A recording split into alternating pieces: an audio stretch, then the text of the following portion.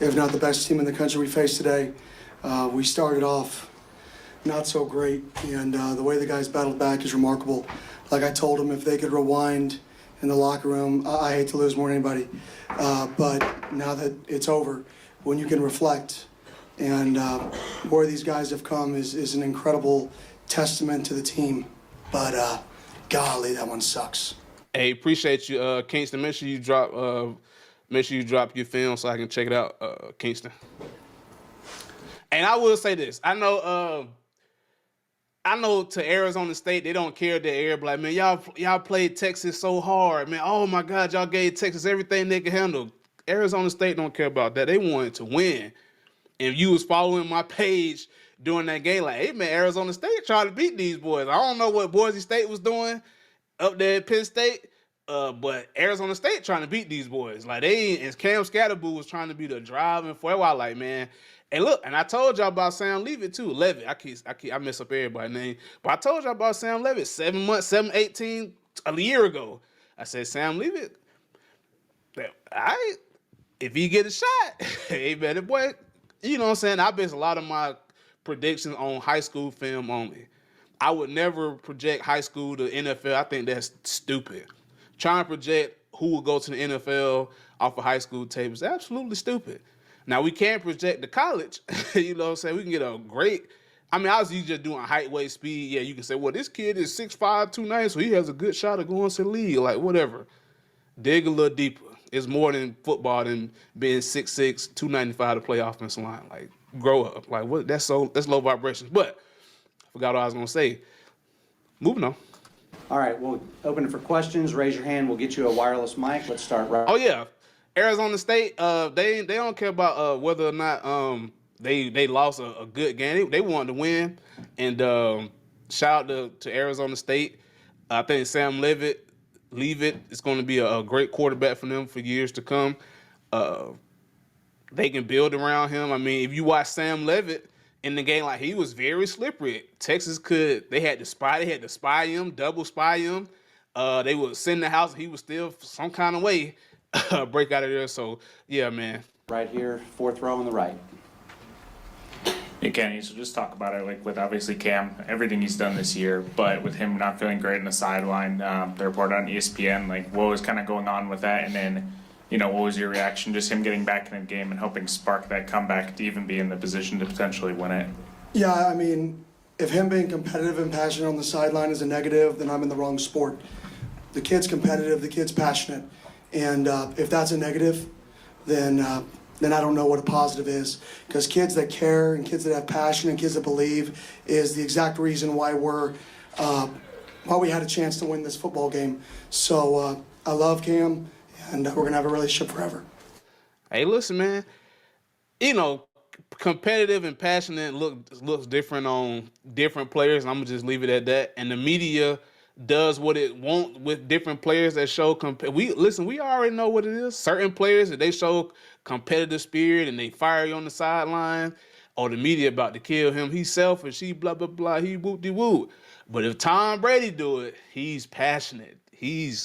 Tom Brady just love the game. So, you know, media is a funny thing. That's why I tell you guys to form your own opinion. I didn't see anything wrong with what Cam was doing in the game, and I heard the commentary from the media people. I'm like, man, he playing the game, and he was right. He was right to be upset. Them boys was underperforming. Once he got in there, you know what? And that team started to take off, and Texas was on their heels, man, for like the whole game. So shout out to Cam, man, for being the leader. All right, fifth row on the left. Kenny, Craig Fouye, ABC 15 back here. When did you notice that things had changed? The momentum had changed, things had shifted in that game? I don't really know when. Probably the safety, or when we drove down the field. I mean, the punt return killed us early. That got us behind 2 scores early. Yeah, I'm gonna check some film on this stream as well. Yeah, I'm watching film every stream, but the top of every show will be dedicated to something. But after I do all that stuff, we just gonna go straight streaming and watching film. We just gonna have fun with it, man. You know, have fun with it. So yes, I will be watching film in order of however Twitter does it.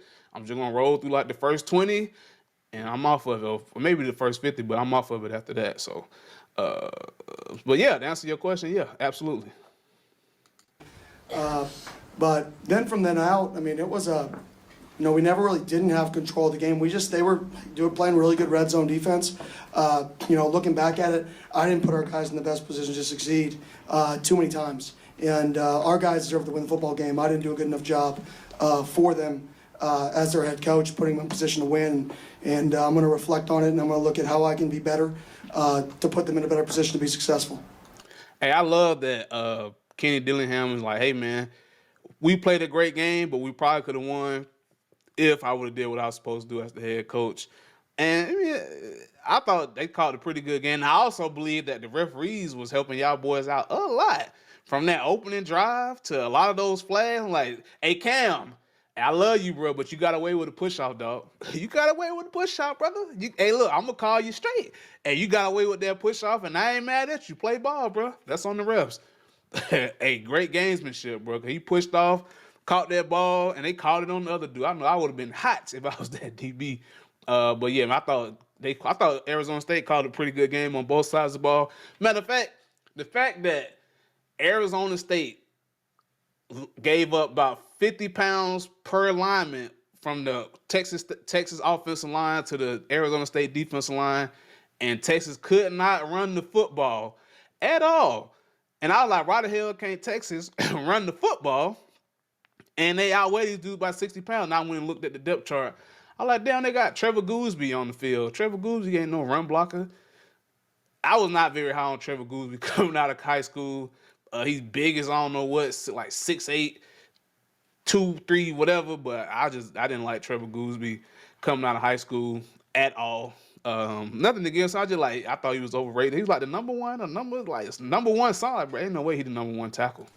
Ain't no way Trevor Gooseby the number one tackle. All right. Right here, third row on the right side. Third row. Coach Scott Sanduli, Blaze Radio. Can you take me through that 4th and 13 play, what you saw from your perspective that gave Texas a chance to score? Yeah, to be honest, it's all on me. We're in a cover zero look. Late in the play clock, Ewers did a phenomenal job checking out, recognizing the cover zero look, checking into a max pro, and I didn't have the ability to get out of it, and that's on me. So we left our guys ISO'd in cover zero into a max pro there. I gotta go into that game with an ability to get out of that call, and like I said, there's a lot of things that I got to do better to help our guys to win a football game. That's one of the many things that, as I reflect, I got to be better because our guys played good enough to win. Our guys battled good enough to win, and this game's 100% on me. Now, when he's saying it's 100% on him, he really said it's on the coaches. So I don't know who the DC is for Arizona, but you should have checked out of that cover zero. And to all, listen, man, Texas fan, y'all owe me an apology. There's no way I'm riding harder for your guy Quinn Ewers than you are. I said at the beginning of the game, I said, hey, man, y'all stop all this Arch Manning stuff. Quinn Ewers is your guy. If Arch Manning had started and played that game, Texas would have lost. Because Arch Manning is not going to complete the throws that Quinn Ewers can complete. Y'all saw that last drive. Come on, bro. Fourth quarter matters, man. What kind of quarterback do you have in the fourth quarter, man? And Quinn Ewers, as bad as he looked in the second and third quarter, in that fourth quarter, that last drive, he took them down the field. They could have came ahead and won, but they missed the field goal. That was a beautiful drive. Then he comes back and does that 4th and 13, made a match protect, checked out of it, told Golden to run the post or whatever he did. He ran, he hit it. Game over. Arch Manning could never. Y'all stop disrespecting Quinn Ewers, man. Before I make a call, hey, man, come to Georgia, man. I don't care if you come to Georgia Tech. I don't care if you come to Kennesaw State. Come to goddamn Georgia. We appreciate you over here because Carson Beck, trash. Been trash. I've been told y'all Carson Beck was trash. Not everybody want to talk about how sorry Carson Beck. I told y'all that a year ago. I said Carson Beck is not that guy. Ladd McConkey and Kendall Milton and Brock Bowers and all them boys, Amaris Mims, man, he had such a loaded team last year. He was being carried. He can't carry no freaking team. I don't care what nobody say. All right, right here, front row. Yeah, Kenny, have you ever seen a more heroic game than somebody like Cam? And is it hard not to think you had the best team today? Yeah, at the end of the day, the best team is the team that wins the football game. Bottom line, and that's a really good football team we faced.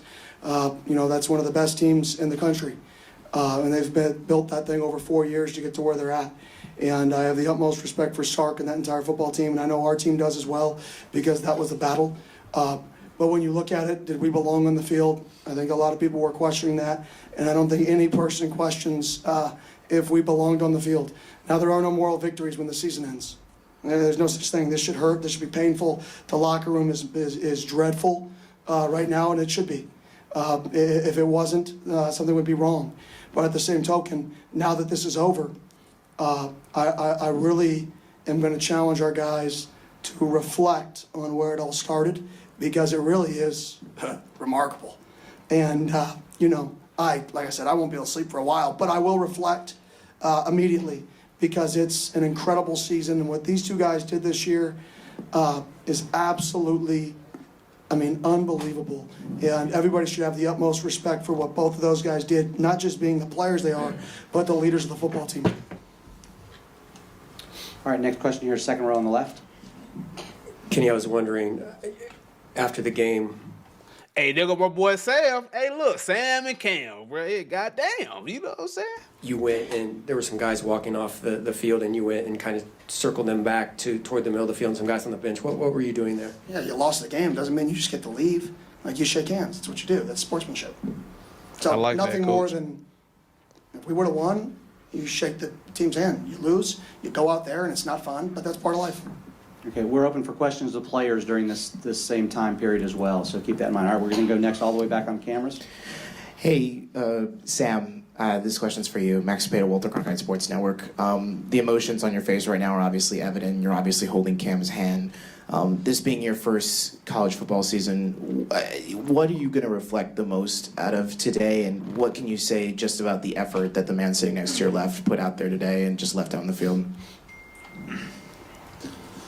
Yeah, I mean, I just want to, cherish, really cherish everything that comes with the season.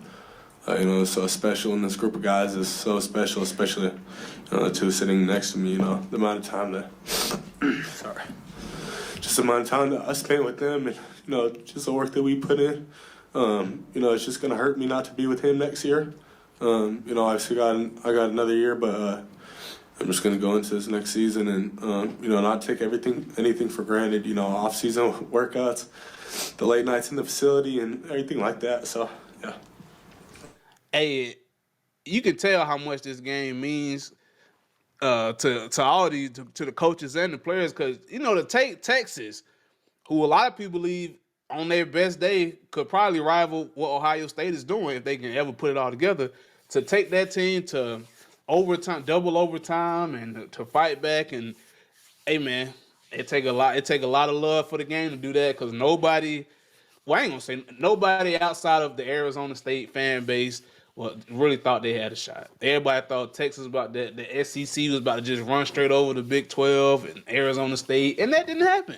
We thought it was gonna happen, because after that first drive, after Arizona State stalled out that first drive, missed that kick, we're like, oh Lord. And then Quinn Ewers came in that 2-play sequence and scored, like, oh Lord, it's about to get ugly. And I think they went on like 14-0 off a pick six or something, or a kick return or something like that. Like, it's about to get ugly, and it never got ugly. It never got ugly, man. So shout out to this team, man, and the coaching staff, to Sam Leavitt. I keep messing man name, and Cam Skattebo, man. Shout out to them. All right, staying in the back row. Jordan Ham, Sports 360 AZ. This is for all three of you. Just when people think of the 2024 Arizona State Sun Devils, what do you want them to think of first? Cam, start with you, please. Undeniable. We fought through everything all season. We let them hang the whole year. We gave everything we had, and you seen it in that game. We never stopped.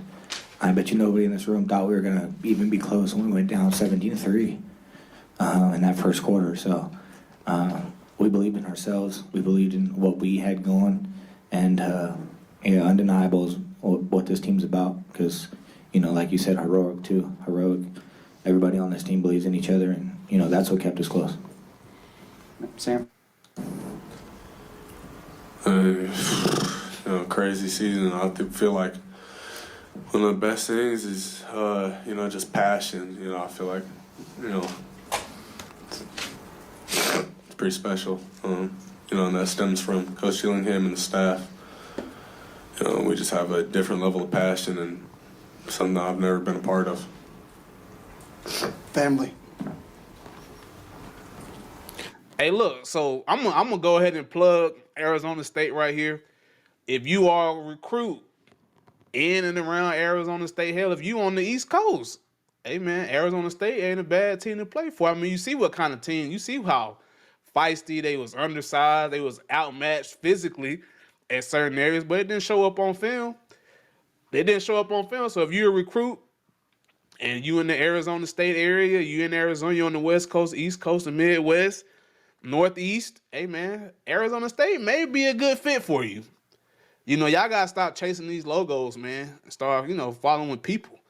Like, yeah, I know everybody want to play for Bama and Michigan and all. Listen, man, I understand the Georgia, Texas, I get it. But everybody can't play there. There's a lot of people that's on the bench at Georgia, Texas, Bama, Michigan, Ohio State, Oregon that could be starting somewhere else and competing somewhere else. But y'all want to sit there and ride the bench. Y'all want to ride the bench for 3-4 years, play for one season and go to the league. That's cool. That's cool. Ain't nothing wrong with that. Because you still went to the league and all this. You still got a degree. Some people got 2 degrees in that same time period. But, man, you can go and compete. You can get that same degree at another school. You know what I'm saying? So, shout out to Arizona State. I would play for Kenny Dillingham, and I definitely play for Sam Leavitt. Leavitt? Right here. Yeah, Max Olson, ESPN. Question for Coach Gillingham. The performance from Cam, the go route, the touchdown pass he threw on 4th down, just some of the plays he made to just insane. Where does that one rank for you, just individual performances you've seen? I mean, this is just a Tuesday for Cam. It is. This is Tuesday. Wednesday. Yeah, good point. He's a special player. I mean, he's somebody. I mean, yeah, it's just Cam. It's exactly what I expected. Bottom line, when you give him the ball, crazy things happen. They saw a man earlier in the game. He runs the side like, I got to win a go ball. I'm like, I agree. And we found a way to get him a go ball, and he makes the play. And that's just Cam. Hey, one thing I will say about Cam, from my short observation of him, is he is the embodiment of walk it like I talk it. He said, can't nobody effing stop me, and nobody could effing stop him. It took the whole hood, the whole defense to tackle this man. Even in the backfield, he getting hit in the backfield. It's still taking 3, 4 people. And like when, what's that? I think it was overtime, right before I think it was overtime, but it was one of them plays, either overtime or their last touchdown to tie it up. It was a DB, one-on-one with him running to the right. And there was no way that DB was going to tackle Cam in the backfield by himself. And when he missed, it was over with. Cam inside the 3 is undeniable. They ain't lying. He said undeniable. You get Cam Skattebo on the 3-yard line, he getting in the end zone. He going to fall for 3 or 4 yards easy. And his leg drive is insane. The kid got to squat like 600-700 pounds. Crazy. All right, right here, front row on the left. Michelle Gardner, Arizona Republic, for Cam and Sam. Can you kind of talk about, the first half offensive yards were kind of hard to come by, and the fact that you guys didn't flinch, and you're not a team that's kind of been here before. So what was it like in the locker room trying to get some positive momentum going and just not flinching and be able to come out in the second half? I'll start before. I had a bad plan going into it. I didn't put him in the best positions to succeed on offense. I got to do a much better job with formations, motions, to create some better leverages to get these guys going. Go ahead. Yeah, and then, in the locker room at halftime, we took a step back and calmed down. And we understood what we had in the locker room, and we went out there and played ball, our ball. We didn't play the best ball in the first half, but, we came back out and we gave ourselves a chance, so that's what matters. Yeah, I mean, I just feel like it was red zone stuff. We moved the ball pretty effectively, actually, and, we just need to convert in the red zone, which is, I take accountability for a lot of stuff that happened. That's what, so just going back, I just want to, understand that red zone things happen so fast and you have to be so precise. So that's one thing I'm going to carry over to next year. All right, fourth row here on the right. Coach, Texas came into this game running the ball over everybody but Georgia, and you guys held them to under, I believe, 50 yards today. What can you say about your defense's performance on holding the rush down? Yeah, our defensive line, our defense in general, did a phenomenal job. Our offensive line, once, in my opinion, I started to give them better chances to be successful. They did an awesome job up front too and in the running game. So both sides of the line of scrimmage I was extremely proud of. I mean, you watch the game and we played really, really good football for most plays. The problem with football is some plays were worth a lot more than others. And the plays that were worth a lot, they made more of them. And but like I said, both the lines of scrimmages I couldn't have been more proud of, and the ability to get 4 of the guys back up front on offense and everybody but 1 guy back on the defensive lines and 2 guys in the entire front 7 on defense. I'm really excited of the foundation that Cam and this team and Leaf has laid, and to see where it can take us. Now, if the Arizona Cardinals can just draft Cam so we can keep him home, that'd be awesome. Hey, like I said before, I'm gonna plug Arizona State again. You just heard it. He said they returning 4 starters from this current team on the offensive line. Hey, Coach Dillingham, brother, I'll help you find that last piece. I swear to God, I bet you if I can't find nothing else, I can find me some offensive, defensive linemen, linebackers. If I can't do nothing else, I bet I find you a left tackle, right tackle, guard, center, DT, DN. I could find you anything, but I could damn sure find you a left tackle. I could damn sure find you a DT. I bet. Hey, listen, let your boy know. I bet I get on the horn. I'm about to grade some film later today anyway. So hey man, hey Coach Dillingham, I got you. Ain't nobody else got you. I got you. I love seeing lesser known or smaller teams take on the big dog and give them everything. I love a good underdog story. All right, second row here on the left. Chris Cartman, Sun Devil Source. Kenny, a couple of situations I wanted to ask about the decision to punt versus go on 4th and I think 5 at the end of regulation. Was that an easy one, given the momentum that you had? And then also the targeting review that was not called targeting that you talked to the officials about and what you thought about that. Yeah, the punt was we're playing good defense, and the score of the game, we kind of had to, in my opinion. Just 4th and 5, low percentage, doesn't even give you if that go for it would have guaranteed us a win, we would have gone for it. So plus 35, if you completed it, plus 30, you complete it, you win the football game with a field goal, 100% would have gone for it. But that go for it would not have clinched a win. So the risk-reward level just wasn't there. And in terms of the targeting, I mean, I want to be honest, I don't know what targeting is. We lost one of our best players in the first half for targeting. And I just don't know. I just don't know what it is. So I don't want to comment on something that I have to get a better grasp of what it is, just because it's so, I just don't quite understand it. I do just want to protect the players, though. So whatever rules are put in place to protect the players, I'm all about. All right, halfway back on the right over here. Now, I will say this, Kenny, you got to be fair now. All the calls was going Arizona State's way that whole game. Matter of fact, it was a targeting penalty on Arizona State that never got called. And everybody like, man, is that targeting? You know what I'm saying? I personally usually let them play, especially those bang plays. You know what I'm saying? Let them play. You got to protect the players at the end of the day. But you can't pick and choose because it was calls that could have went either way, Kenny. It could have went either way, dog. It could have went either way. But I know the particular call you talking about. Could it have been targeting? They was a little helmet to helmet, I think. But at that point in the game, the refs probably did not want to decide that game, and it wasn't egregious enough to where they probably, you know what, we're just gonna eat this one, let the players and the coaches decide this game, because the refs had such a hand in this game up to that point. I'm glad they swallowed their flag, bro. I'm glad they swallowed it. I ain't gonna lie. Hey Sam, this one is for you. I know it's kind of hard right now, but just kind of thinking to next year and just the offseason, what are the main things you're just kind of ready to work on this offseason and come back stronger? I don't know. I just got done with the game, so I guess I'll go dive into some film study and stuff. But I'm just gonna take the next few weeks and just relax, and then I'll get to all that. Kenny, back over here again. 97 plays on offense. That's a lot of plays. I mean, did you ever imagine that many plays for you and Sam both just running 97 plays in a game? Yeah, that's a lot of football plays, but like I said, we extended drives, we moved the ball down the field, we outgained them. We just, in the low red zone, like I said, I got to do a better job putting our guys in position to succeed in the low red zone to finish some of those drives. And, yeah. All right, we've got time just for a few more. We're going to go over here on the right, on the edge. Scat, Cameron Cox, 12 News. What does it mean to leave ASU better than how you found it? And I saw you grab Kenny in the tunnel as you were walking back to the locker room. What did it mean to play for Kenny for these past couple of years? ASU's changed my life forever, in a good way. Simple. They've supported me through everything, put me in a position to be successful. So I thank everybody in the ASU community and Coach Dillingham and his staff and this kid next to me right here. They changed my life forever.